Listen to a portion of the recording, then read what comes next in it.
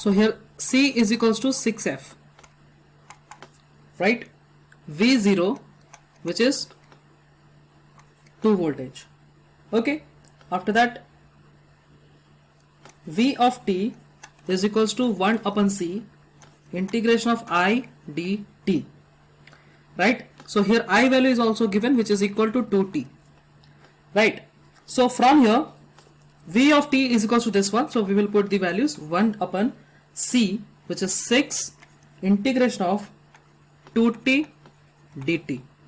So this would be 1 upon 6 2t square divided by 2 plus C, right?